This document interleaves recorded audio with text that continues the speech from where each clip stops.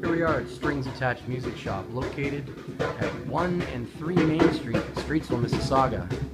We've got a good buddy here, Owen Durkin. That sound in the background? Well, he's playing some handmade djembes from Ivory Coast.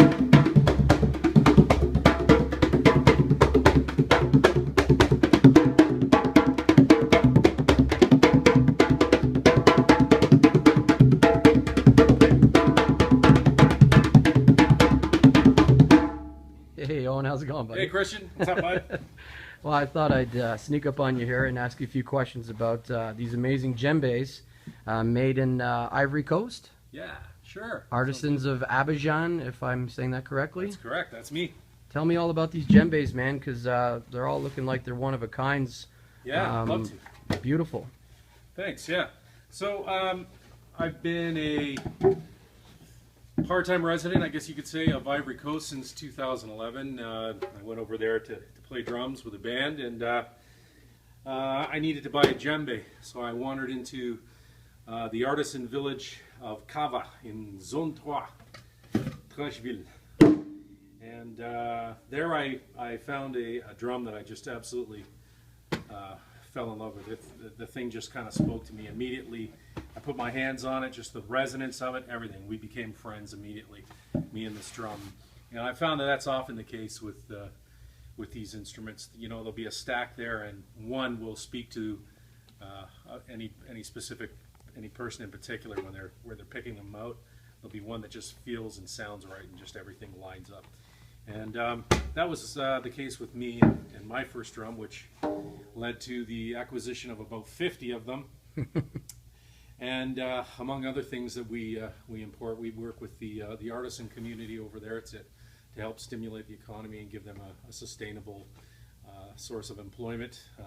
Nice. It's a beautiful place. They did have a very nasty military conflict that lasted a number of years, and they're digging out now, and they're kind of putting their nation back together. So we're on board with that and doing what we can to help out with the artisans and giving them an opportunity to offer their goods to the Canadian consumer. So, wow.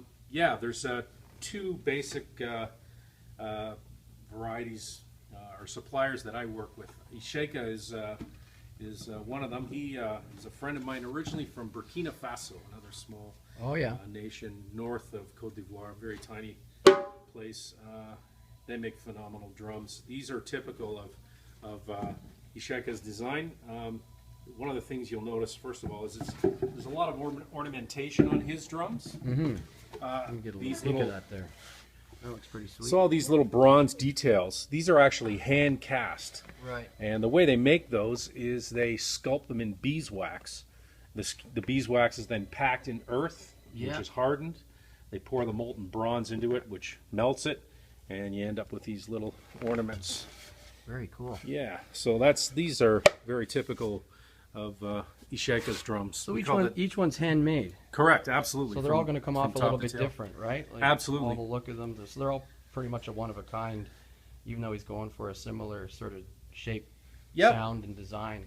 That's right, because you're absolutely right, because it's organic materials we're working with, right? Goat hide and solid shells of a wood called iroko. So you can see these are not, there's no seams, these aren't glued together, they're not joined. This is one log, top to tail, that's been hand hacked and carved and shaped. Wow. And then they cure in the sun. We're right on the equator in West Africa, and they cure in the sun for about 10 days just to get all the moisture out of them to make sure that there's not going to be problems in the future with cracking. Right on. And then the goat hide is stretched across and lashed. And one of the things that's very typical about Isheka, the way he lashes the drums, is up here and down below here. It's a two-tone lashing, as opposed to here it's one color all the way through. He uses the white and the black. So they're very dressy. They're very classy-looking instruments, and they sound absolutely fantastic. Even a medium-sized drum like this just has a beautiful low-end rumble. just tons and tons of bottom, and just a beautiful high-end, Wow. great high-end crack. There's just a That ever cut through? yeah. There's a huge variety of tones that you can get out of this guy. So let me ask you about, you got the little guy beside you there. Yeah. So that would be more for someone who's starting out, or? Absolutely right. Yep, it's the same shell. It's an Iroko shell, one piece again. Now the thing about djembes is they need to be tilted to allow for the tone to Escape. resonate and escape from the bottom. Right. You don't want to trap it in there by just leaving it, flattens it out. Right. Ah, there you go. So there's a bit of a risk of injury with smaller kids playing. Right. Tilting a drum, they can easily fall over. Yeah, and they're not the lightest things in the world for a child, right? For an adult, that'd be no problem, but for a child, you want Very something true. smaller, right? Yeah. So with this model, you can see that they're ported at the bottom to allow for that air to escape without any risk of injury. Gotcha. And these are unshaved heads, so they offer a different tone. Right. You know, you get that high-end slap with this. With these ones, it's more of a softer, muted tone. Yep. But the beauty of this is it's a safe and fun way for children to get involved with the study of rhythm and just sort of kind of connect the dots in their head, make those pattern recognition sequences come together and that kind of thing. So it's a great way to get children involved on an authentic African instrument. So, and we're not talking a lot of cost here. We're talking, under $100, kind of right through to, maybe $350, something in that price range. Is that kind of what you're thinking? Well, this is a professional djembe made by a friend of mine who has a company called Kambala.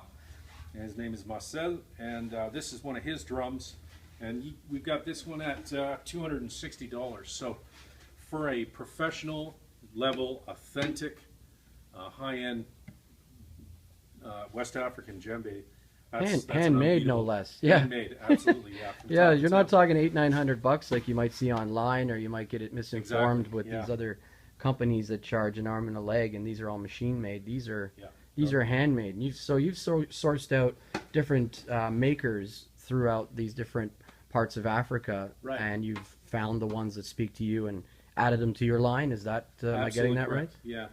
One of the luxuries of being a resident there is my day-to-day job is to go into the villages and procure and source different goods. So I can try everything, have a conversation with the builders, and get to know them on a personal level before committing. So I've done all the grunt work, so to speak, for the last 4 years, and so I've come away with 2 lines of drums that I know will stand up and sound great. And again, I've got the Isheka drums. We call them the Burkina model. And then these ones, which we call the Abidjan. This is also an Abidjan. With the red lashing, it's a little bit larger. But these came from the same factory. And these came from Isheka's, basically he's right there in the artisan village in a little tent that he made.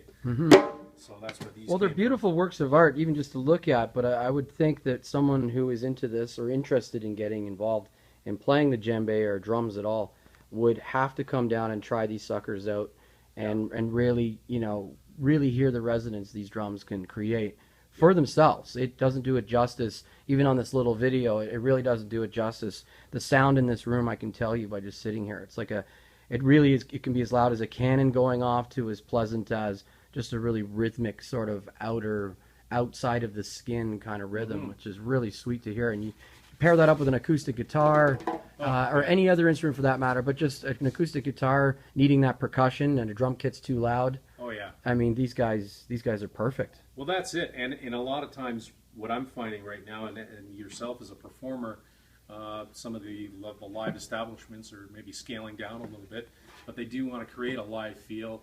They don't want the drum machine maybe, but some live percussion just to keep it organic. And a drum kit's too loud with cymbals crashing and people trying to have a conversation. exactly. you can have this in the corner. It's really ambient, really beautiful. Yeah. Well, take us away with a little demo on Yeah, sure. on one of your choice. I'm going to try another one here. Notice this Burkina here has actually got a different head. This is a baby beef head, so it's a little bit thicker. So it's almost a cross between a djembe and a conga in terms of tone. But it's as you say, each drum has a complete set of characteristics that are unique unto itself. So I'll demonstrate what's called a baule rhythm. It's a traditional feel, 6/8 feel, and that kind of goes like this.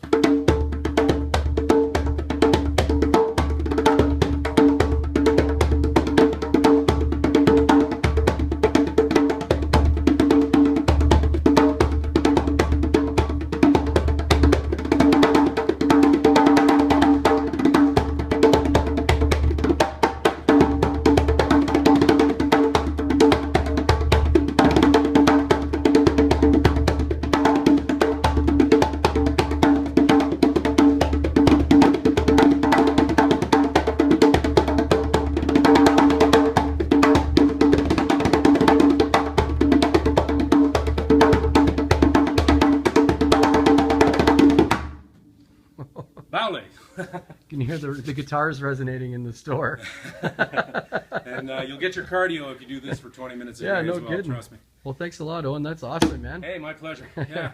I really appreciate it. Well, check out Artisans of Abidjan at Strings Attached Music when you can. And thanks for doing this video, Owen. Pleasure.